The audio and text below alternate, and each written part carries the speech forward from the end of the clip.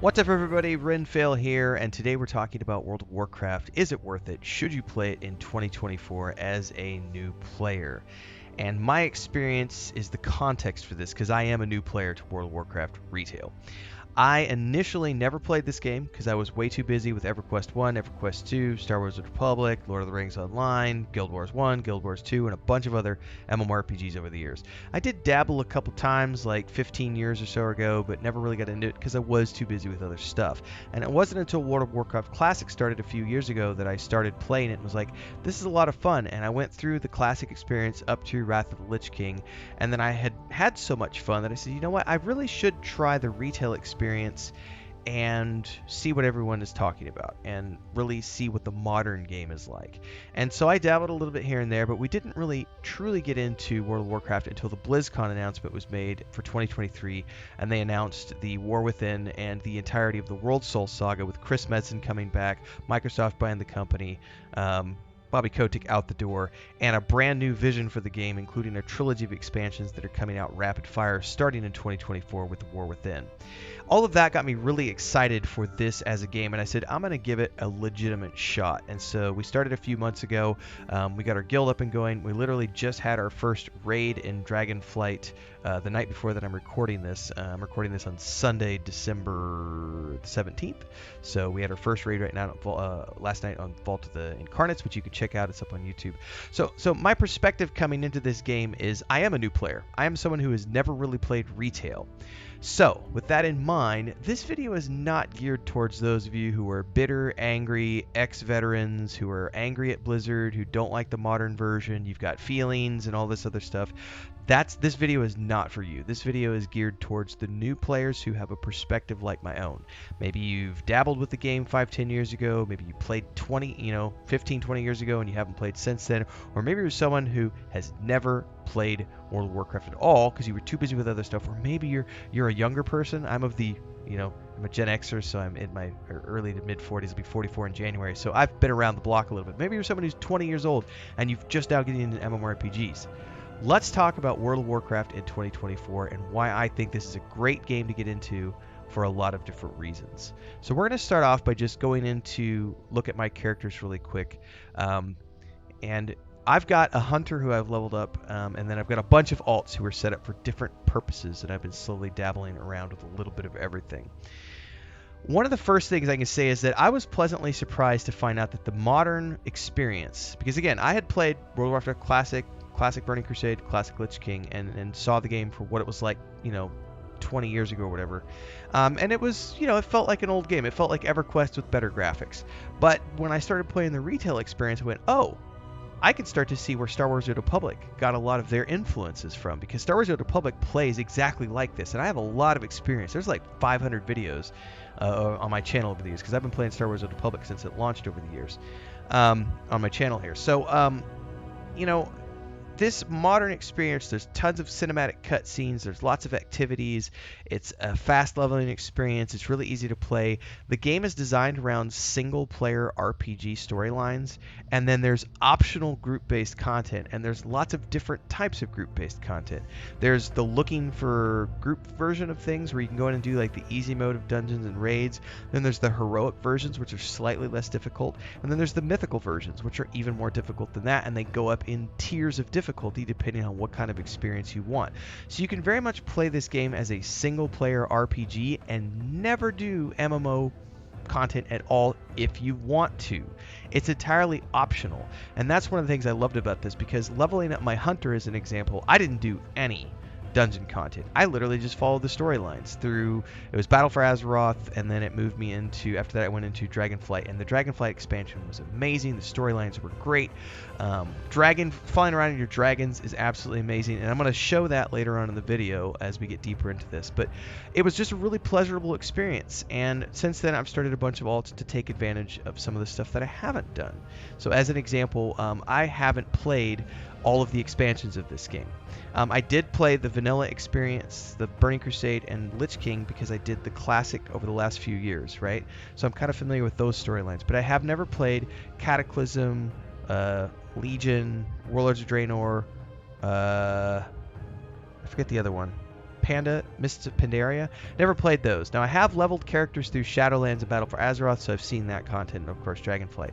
So what I've done is I've created alts that I'm using to go explore the old content and the old storylines in those expansions, because they have this neat feature in the game called time walking campaigns, where you can go back and explore just the storyline for a single campaign, for a single expansion, without needing to play through all of the content of the game, which is a feature that I wish a lot of other games would implement, because it's really cool. And so I've got different alts set up to experience those pieces of content in their unique way.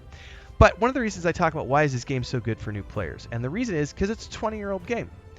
But despite the fact that it's a 20-year-old game, it looks and plays amazing. It looks great. It feels great. The modern version of the game does not look like a 20-year-old game because they've upgraded everything over the years. But one of the reasons I say that is because if you go to create a new character, this is kind of one of the things I want to talk about right away, is the fact that because I'm a new player, there is so much content to go through and see and explore and do, because I've never done it before. So like I have all of these races that I haven't unlocked yet, like the Lightforged Draenei, Dark Iron Dwarf, the Kultiran, the Mechanome, the Zindalari Trolls, the Maghar Orcs, the High Mountain Tauren, the Nightborn. Each one of those has a unique quest line to unlock the race, and they have a unique lore behind them. And it's just this is a quick and easy example that I can show you without needing to log into the game and get into the complexities of things, of the fact that there is just tons and tons and tons, like thousands of hours of content for new players if you've never played this game before, because stuff like this exists in every nook and cranny of the game. So if you're looking for something where you can sink your teeth into it and just get thousands of hours of entertainment, this is going to be the game for you. This is just a small inkling, because like I talked about a minute ago, I've not seen a lot of the expansion content. So if you talk about things like Cataclysm and Warlords of Draenor and Mists of Pandaria and whatever was the other one that I forgot in there, Legion I think is the one I missed. I've not seen any of those, and the way the time walking campaigns are set up now is that you can go through and explore each one of those expansions in sort of a streamlined version that takes you anywhere from 25 to 30 hours more or less to go through and level from like level 10 to 60. And then once you get to 60, they promote you to go to Dragonflight and go through the game from there. And then once the War Within drops, which is the next expansion coming in 2024, Dragonflight is going to become the default leveling experience, whereas Battle for Azeroth is the current default leveling experience. By the way, Battle for Azeroth as the default leveling experience is absolutely amazing. It's like a pirate theme on the Alliance side, and on the Horde side it's like a Mayan Empire jungle theme. Both are incredibly fun to play through, and I just had a really great time with all the cinematic cutscenes and everything they did with those storylines. But without getting too deep into it, let's jump in on my main character here. I'm actually sitting outside of Valdrakken, or in Valdrakken I should say, so we can show you the major city here. One of the other things that is unique for me, and this is something they added I believe in Shadowlands, if I'm not mistaken, was they added controller support. So I'm actually playing World of Warcraft on my PC, but I primarily play with a controller, and that's something that not everyone does. It's something that's unique to me, but it's something for a lot of console players who are thinking about, it'd be cool if World of Warcraft came to consoles because then I could play it on my controller and everything. Well, you can actually play it with a controller on the PC if you want to. Obviously, there's mouse and keyboard, which is the default, but you could also do it like I do, which is sort of a hybrid version. I do controller for about 85-90% of what I do, especially with Dragonflight, which we're going to show off here in a minute. And it will take a minute to load because I'm on an older PC.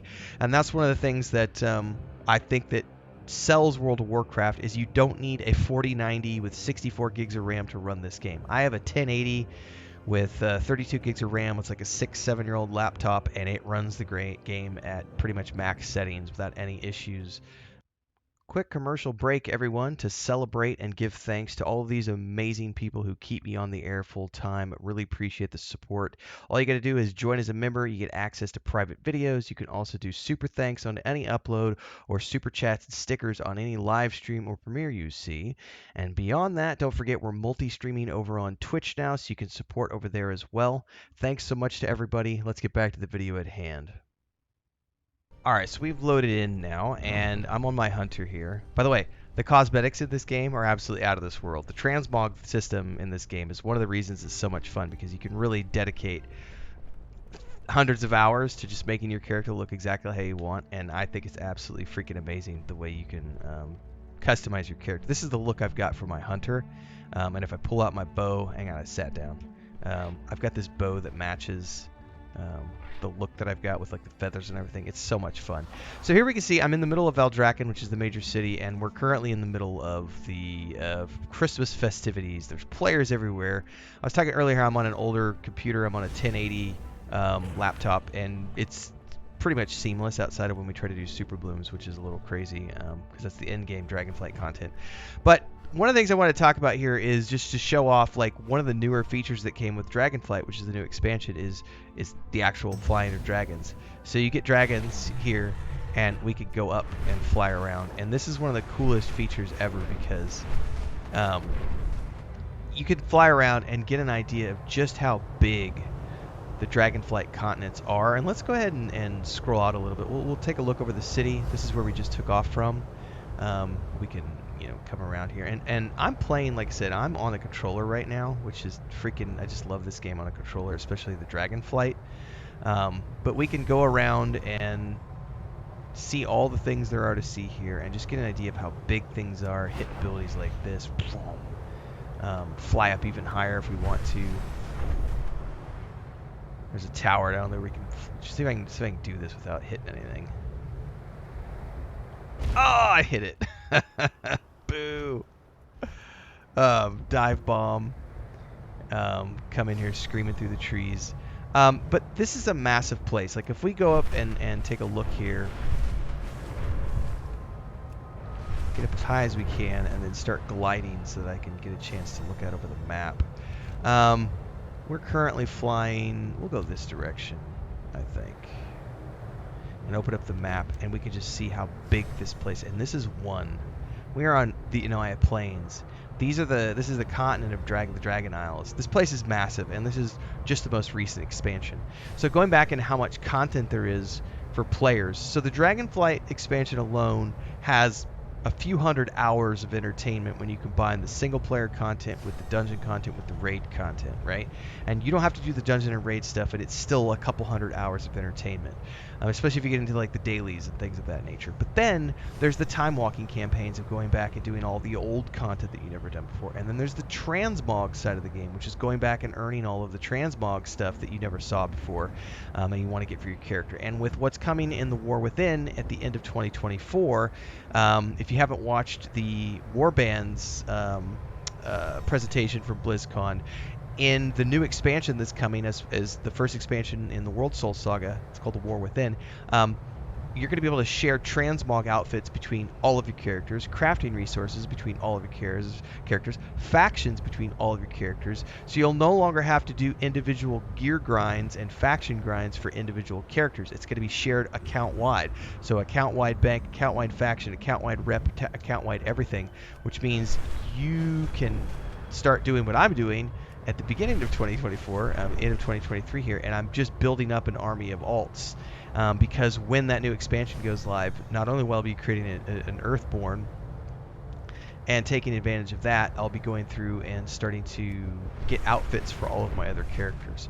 So when you look at the fact that there's arguably thousands of hours of entertainment in this game for a relatively low amount of money per month because you're paying a monthly expansion. By the way, I'm not sponsored by Blizzard. I'm just genuinely feel that the value you get from this game is better than just about anything else in the market right now. I just absolutely love this game, and I've been having a blast over the last few months since I've started really diving into retail World of Warcraft. So if you're looking for something in 2024 where you're like, hey, I've got space and I'm looking for something new, I think that you could do worse than World of Warcraft. It's not one of these little indie games that's promising all these features and they can't deliver. It's a fully fleshed out MMORPG with a AAA budget, hundreds of people working on the staff, thousands of hours of entertainment. It runs flawlessly even on old machines. You've got so much to do, from the old expansion content to the current content to the transmogs to the dungeons to going on pet hunts and trying to find all sorts of different pets for your hunter, to going on transmog hunts and trying to get all these different what's up here? I haven't seen that before. Getting all sorts of outfits for your different characters. Like, seriously, what is that? Ooh, there's a glyph I haven't. Have I gotten that glyph? I have not.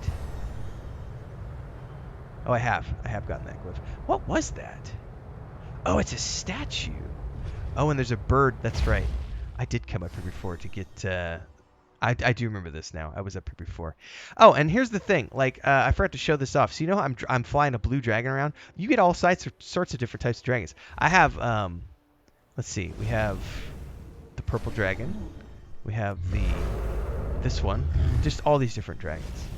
These are all the different types of dragons you get in this expansion to fly around in. And you could customize them as well. Like, I haven't even showed that part of the game yet. Like, there's, you know, as much as you can customize your character, and transmog your character, you can customize the colors and the horns and the gills and the, you know, the wings colors and the tails, spikes, and all these different things. There really is a ton of stuff to do in this game, which is why I'm going back to, in terms of a value for money, I think that there are a lot worse games you could play than World of Warcraft in 2024. So I know I've rambled a bit now, but that's how I do my videos. So if you liked this, that's a good sign. That means you're ready for more. Let me go ahead and land here so I'm not trying to fly and talk at the same time. Oh no! Hang on! Don't want to be here. Don't want to be here! Run! Run! Run! Run! I don't know who that was, but that could have been bad. Let's not do that. Let's go land somewhere safe before I try to talk again. That was potentially deadly. I do have a bleed effect on me, which was kind of scary. All right, let me pull this window over here. World of Warcraft 2024. Are you a new player? Should you play it? I think you should. Honestly, my experience since I started playing right after BlizzCon 2023 with Serious Intent, and again, I had dabbled before in the past, but I hadn't really played with Serious Intent before. I've been putting in probably 15 hours a week. We have the guild on the Moonguard server. If you want to come join us, you can. We're an alliance side, but it's Horde and Alliance can join the same guilds these days. It doesn't matter. Let's do cross-faction content, dungeons and raids together. It doesn't matter anymore where you're from, what side you play.